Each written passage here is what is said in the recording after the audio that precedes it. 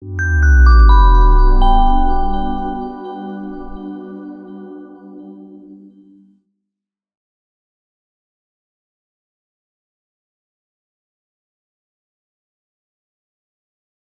saudara-saudara, saya coba ingin mengajak kita kembali karena kita kan hari Kamis nanti itu akan memperingati 40 hari setelah Yesus bangkit dan dia naik ke sorga.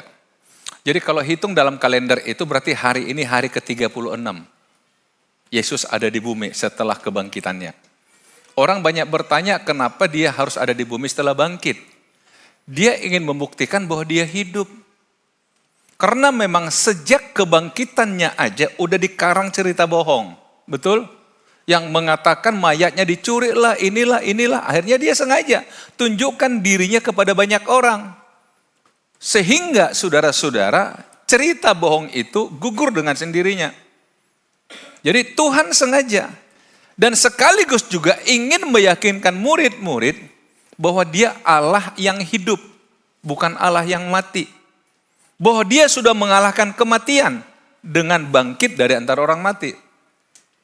Nah karena itu saudara-saudara, ini yang harus kita coba pahami tentang Yesus Kristus.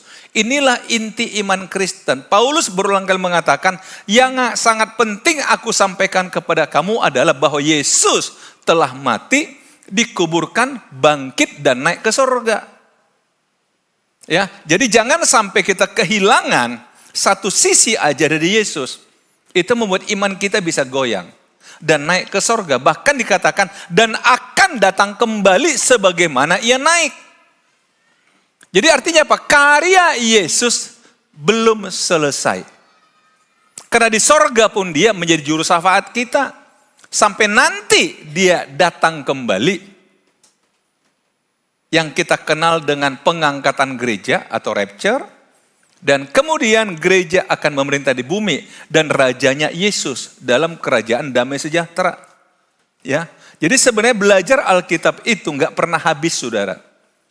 Karya Yesus nggak pernah selesai. Nah, karena itu, saudara, sekarang ini saya coba ajak kita kembali melihat hidup dalam damai sejahtera. Di dalam Roma pasal 5 ayat 1. Alkitab mencatat begini, Rasul Paulus berkata, sebab itu kita yang dibenarkan karena iman, bukan karena perbuatan. Karena kalau perbuatan kita sangat-sangat tidak memungkinkan membenarkan kita. Tapi karena iman. Saya suka pakai satu kiasan yang simpel, saudara. Biasanya paling mudah dipahami oleh orang-orang awam adalah, mengapa kita tidak mungkin dibenarkan karena perbuatan? Karena diri kita ini udah kotor, dosa. Paulus sendiri mengatakan, aku ingin berbuat baik, ternyata yang kubuat adalah sesuatu yang jahat. Karena kita dikendalikan oleh nafsu daging kita. Sesuatu yang kita anggap baik, ternyata itu nggak cukup baik. Saya suka analogikan begini, saudara. Seandainya saudara ada teko lah di rumah, teko ya. Tahu teko? Do you know teko? Ceret-ceret. Apalah istilah saudara, mau teko, mau ceret, mau apa lagi? Nah, kalau teko ini kotor, air bersih dimasukkan ke dalam, yang keluar pasti kotor. Bagaimana caranya supaya yang keluar itu ketika air bersih masuk, yang keluar juga bersih? Tekonya yang harus dibersihkan, betul? Sama hidup kita juga. Karena tubuh kita ini sudah jahat, sudah kotor, sudah najis. Setiap yang keluar itu pasti yang kotor. Nah karena itulah hanya dalam Alkitab, dalam kekristenan ada arti penyucian dari dosa. Penyucian dari dosa, betul saudara? Dibasuh oleh darah Yesus. Setelah kita dibasuh, barulah perbuatan baik kita tuh bisa keluar. Karena kita sudah ditebus, dibasuh oleh darah Yesus. Nah, makanya karena iman itu terjadi karena kita beriman kepada Yesus Kristus yang mati untuk kita dan bangkit untuk kita. Matinya menyucikan kita dari dosa kita. Nah, sekali lagi, sebab itu kita yang dibenarkan karena iman. Karena iman. Kita hidup dalam damai sejahtera dengan siapa? Dengan Allah. Oleh karena Tuhan kita Yesus Kristus. Saudara-saudara, dosa itu terhubung dengan Tuhan. Kalau dengan sesama kita, sering kita katakan kesalahan, kejahatan. Tapi kalau dosa, itu enggak bisa kaitannya dengan Tuhan. Karena dosa itu kaitan dengan Tuhan, yang bisa menyelesaikan dosa hanya Tuhan, bukan kita. Bukan kita. Betul saudara? Saya sudah pernah kasih kiasan sama kita, saya kira hari ini enggak lagi lah ya. Katakanlah, seandainya saya tiba-tiba saya katakan, Bu Okta, boleh saya pinjam uang ibu 1 juta? Nah mungkin karena saya pendetanya, oh iya pak, kasih. Saya bilang saya pinjam, iya pasti dong pinjam, kan bukan minta. Walaupun ada orang kan nggak bisa membedakan minta atau pinjam. Ada ya, nggak bisa bedain ya. Oke, nggak usah dikembangin saudara kemana-mana. Sadar diri aja. Katakanlah saya pinjam 1 juta. Nah kemudian tiba-tiba si anak muda yang ganteng sana, tampang si ganteng, tahu dia miskin. Misalnya, saya tahu dia sekarat misalnya, butuh sekali uang 1 juta. Dia curhat ke saya, Om Pendeta, saya ini, saya perlu kalau uang 1 juta. Oh saya ada uang 1 juta loh. Oh ini. Dia kata, aduh makasih ya, makasih. Dia nggak pinjam, dia minta. Kemudian Ibu Okta tanya saya, Pak, uang yang 1 juta kemarin kapan kembali? Saya bilang, saya udah kasih sama Yosep loh. Kira-kira dia bilang apa? Loh Pak, Bapak kan pinjam sama saya. Kok Bapak kasih ke sana? Urusan Bapak dengan saya nggak pernah selesai Pak. Setuju saudara? Akhirnya dia nagih terus sama saya. Saya ingin tanya saudara, Yosep bilang saya orang baik nggak? Oh baik. Oh dia bantu saya 1 juta. Tapi di sana bilang saya Pak, jahat saya. Halo? Artinya apa? Ya kalau memang saya mau bantu brother Yosep ini, ya saya bantu aja. Tetapi saya tetap punya kewajiban mengembalikan utang. Betul? Dengan Tuhan kita suka seperti itu saudara. Kita anggap, kita bersama Tuhan, udah Tuhan aku udah lunasi kok dengan bantu fakir miskin, panti asuhan, panti jompo, bangun gereja dan sebagainya. Nggak nyambung. Dosa tetap dosa. Amin saudara. Nah makanya oleh iman. Ini yang Tuhan lakukan bagi kita. Nah setelah Tuhan selesaikan itu, barulah kita hidup dalam damai sejahtera dengan Allah. Karena apa? Dosa sudah terselesaikan karena Tuhan kita Yesus Kristus. Yesus sudah menggantikan kita mati untuk dosa-dosa kita. Makanya kita hidup dalam damai sejahtera. Jadi sebenarnya saudara, orang yang tidak damai sejahtera itu karena ada ketakutan dalam dirinya. Sambil satu contoh, Adam. Waktu Adam belum berdosa, dia nyaman sekali Taman Eden, betul? Tuhan datang ke Taman Eden, bahkan Tuhan melihat bagaimana Adam memberi nama kepada segala binatang, nyaman dia. Tapi lihat setelah dia berdosa, waktu Tuhan datang dia sembunyi. Aku takut. Kehilangan damai sejahtera karena dosa. Jadi sebenarnya di hidup ini ibu bapak, kalau ada orang nggak pernah damai sejahtera, katakan yuk ketemu Tuhan yuk. Maksudnya bukan ketemu Tuhan menghadap Tuhan di sorga, bukan saudara. Kadang-kadang ketemu Tuhan, jangan dulu gitu kan. Bukan, maksudnya yuk berdoa yuk. Minta ampun sama Tuhan. Biar Tuhan selesaikan dosa-dosa kita. Itu artinya, amin saudara. Jadi orang-orang yang menghindar sana sini takut itu karena dosa. Ini yang perlu diselesaikan. Jadi di sini Rasul Paulus katakan sebab itu kita yang diberkati oleh iman, kita hidup dalam damai sejahtera dengan Allah. Siapa sih nggak suka hidup dalam damai sejahtera? Karena Kristus. Nah, saudara-saudara, satu bukti bahwa kita sudah dibenarkan oleh iman kita. Satu bukti bahwa kita memiliki damai sejahtera atau mengapa kita memiliki damai sejahtera. Yang pertama adalah di dalam ayat yang kedua, oleh Dia kita juga beroleh jalan masuk oleh iman kita kepada kasih karunia.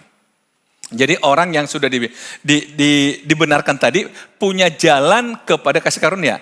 Di dalam kasih karunia ini kita berdiri dan kita bermegah dalam pengharapan. Kita berdiri, kita bermegah dalam pengharapan akan menerima kemuliaan Allah. Kata kemuliaan Allah di sini saudara, saya coba melihat beberapa terjemahan, itu sama dengan kita dihormati Allah. Kita menerima penghormatan dari Allah. Inilah kebanggaan kita. Bayangkan saudara, tadinya kita orang bermusuhan dengan Allah. Kita berdosa, Allah mulia, kudus.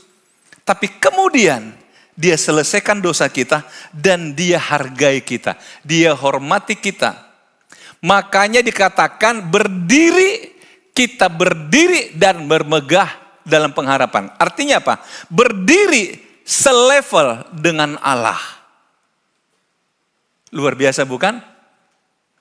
Selevel dengan, kita bisa berdiri di hadapan Allah. Kita bisa berdiri. Karena apa? Karena kita sudah diselesaikan, sudah dibenarkan. Jadi Tuhan tidak lagi melihat kita sebagai orang berdosa, tapi sebagai orang yang sudah dibenarkan dari dosanya. Bukankah ini sebuah kebanggaan? Makanya Paulus katakan kita bermegah dalam pengharapan itu. Kita bermegah. Kita memiliki damai sejahtera. Karena saya sekarang bisa berdiri di hadapan Allah sebagai orang yang dihormati oleh Allah. Saudara-saudara, kalau saya coba renungkan ini, ya siapa kita ini? Dalam Mazmur 8 misalnya dikatakan pemazmur, siapakah manusia sehingga engkau mengindahkannya? Siapa? Kita cuma ciptaan yang bolak-balik jatuh dalam dosa. Tapi Tuhan memahkotai kita, mengangkat kita sebagai anak yang berhak memanggil Bapa kepada Dia, dan kita berhak dihormati oleh Allah. Saudara-saudara, bukankah ini sebuah kebanggaan bagi kita? Maka sekali kita katakan kita bermegah dalam pengharapan itu, bahwa saya sekarang orang yang sudah dibenarkan, bahwa saya bisa berdiri di hadapan Allah, tidak lagi sebagai orang yang bersalah, tapi sebagai orang yang sudah dibenarkan. Saya coba bandingkan begini saudara. Seandainya kita bersalah pada seseorang, dan sebenarnya kita sadar betul kalau orang itu hukum kita pun kita terima. Karena memang kita salah. Bahkan kita mengatakan apapun konsekuensi, kalau saya siap Pak, saya siap Bu menerimanya. Apapun itu. Karena saya sadar saya memang buat salah. Saya sadar. Tapi tiba-tiba dia katakan, Pak, Bu, saya sudah selesaikan masalah Ibu. Nggak usah dianggap lagi. Yuk, datang ke rumah saya. Datang ke kantor saya. Tapi jangan pikir lagi Ibu bersalah karena saya sudah selesaikan. Datanglah sebagai teman saya. Datanglah sebagai sahabat saya. Kira-kira gimana perasaan saudara? Wow. Itu yang Tuhan lakukan bagi kita saudara. Lewat Yesus Kristus. Amin saudara. Yang kedua, mengapa kita bermegah saudara? Di dalam ayat 3 dan 4 dikatakan, dan bukan hanya itu saja. Kita malah bermegah juga dalam kesengsaraan kita. Loh, dalam kesengsaraan kok bermegah? Tunggu dulu. Karena kita tahu bahwa kesengsaraan itu menimbulkan ketekunan. Dan ketekunan menimbulkan tahan uji. Dan tahan uji menimbulkan pengharapan. Ternyata kesengsaraan itu adalah sebuah proses.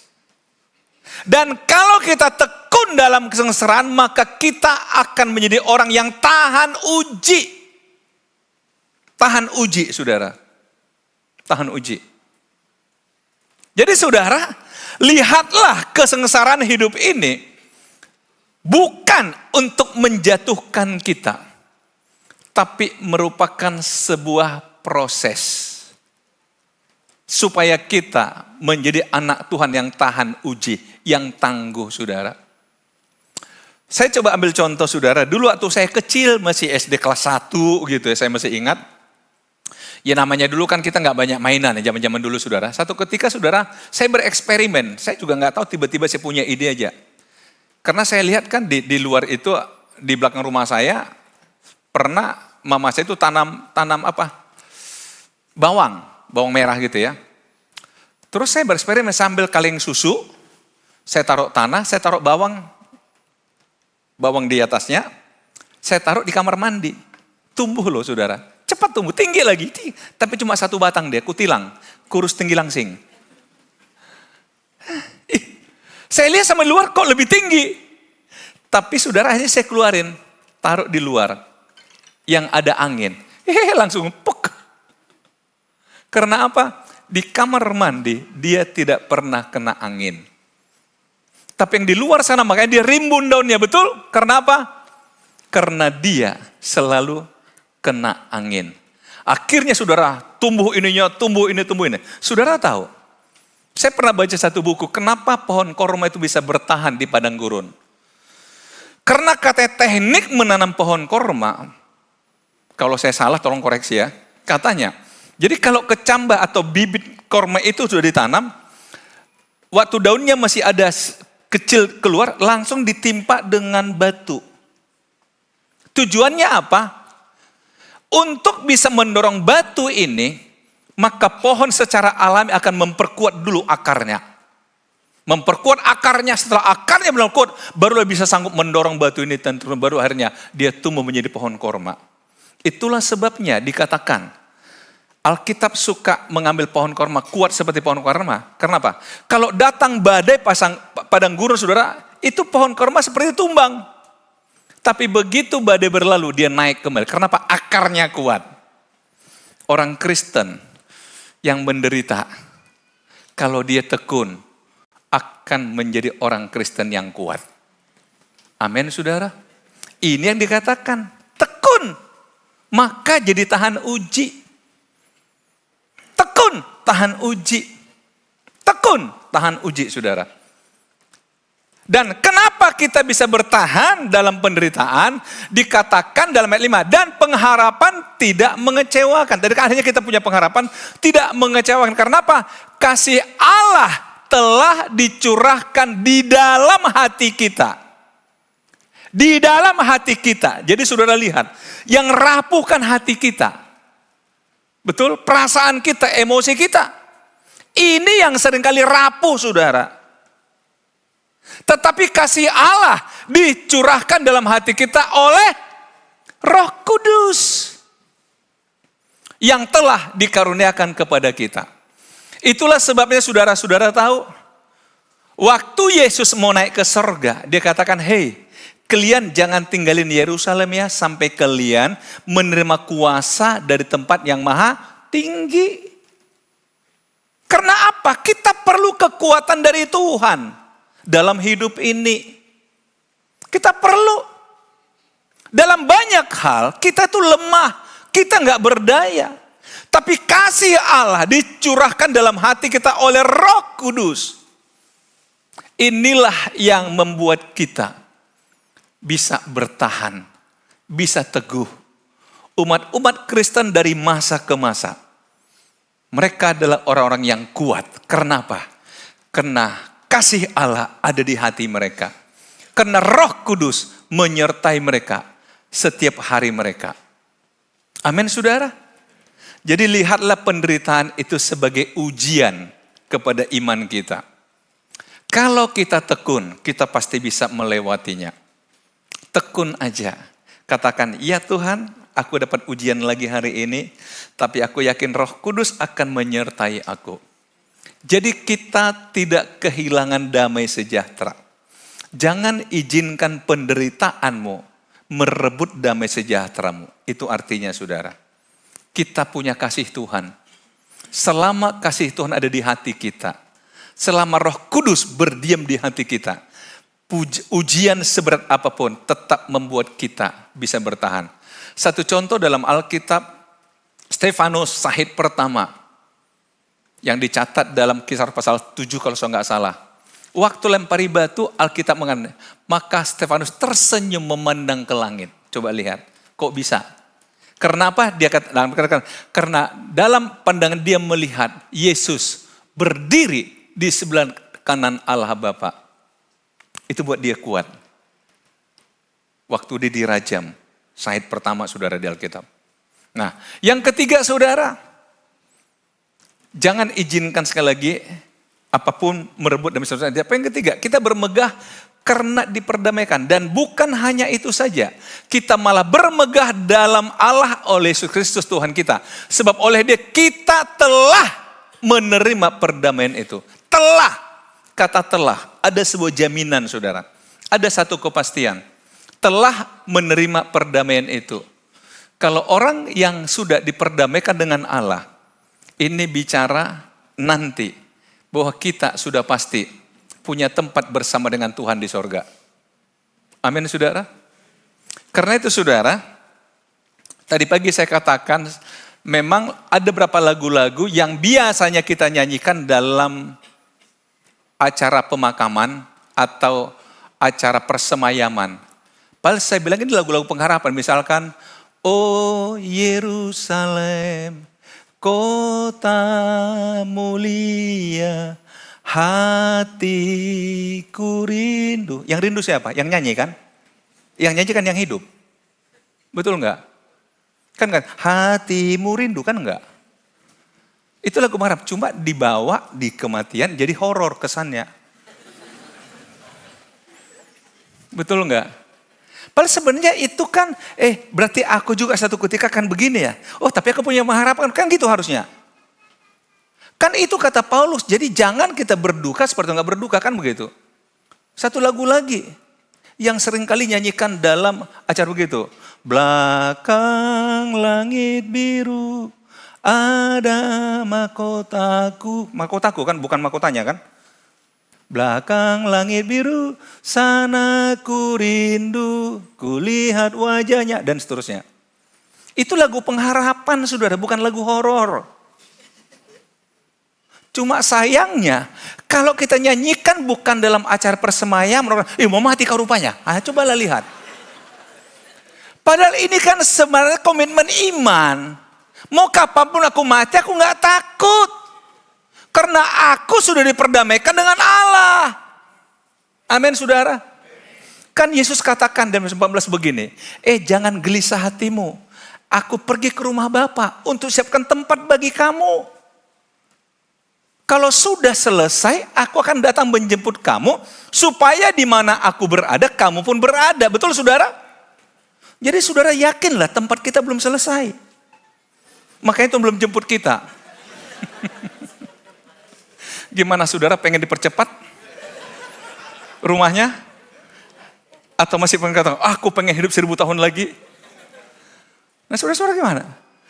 Kalau kita bicara kematian orang banyak takut. Padahal semua kita harus ke sana. Ini kan bagian dari manajemen kematian saudara. Gimana saudara? Oh janganlah, oh janganlah, oh janganlah, janganlah. Makanya kalau saya singgung kematian di mimbar saudara, saya lihat wajah orang langsung ketakutan saudara. Nggak usah, saya doa sama Tuhan begini. Tuhan, izinkan saya merayakan ulang tahun pernikahan ke-50. Boleh dong. Saya menikah umur 29, berarti umur 79. Tapi saya kan dapat bonus ulang tahun. Masa selesai ulang pernikahan mati? Jangan juga lah. Boleh dong, boleh minta sama Tuhan. Masa nggak boleh sih? Hizki aja minta tambah 15 tahun kok. Padahal udah menjelang loh. Udah katakan, kasih pesan keluargamu, kau akan mati. Dia kata, oh Tuhan, boleh nggak bonus? 15 tahun ya? Nah coba lihat. Jadi bayangkan, setelah ulang tahun pernikahan 50, dapat 15 tahun lagi. Jadi nggak usah takut sudah. Tapi kalau kau katakan, enggak, cukup lah, kau terlalu capek di dunia ini. Pulang aja lah. Ya sudah, puji Tuhan. Nah takut lagi kan? Tapi saudara coba lihat. Kita telah menerima pendamaian itu buat kita nggak perlu takut. Makanya hidup dalam damai sejahtera. Karena apa? Tuhan sudah perdamaikan kita. Karena itu saudara yang kasih Tuhan, mari kita coba melihat bahwa Alkitab itu kalau bicara tentang Yesus, karya Yesus belum pernah selesai dan tidak pernah selesai.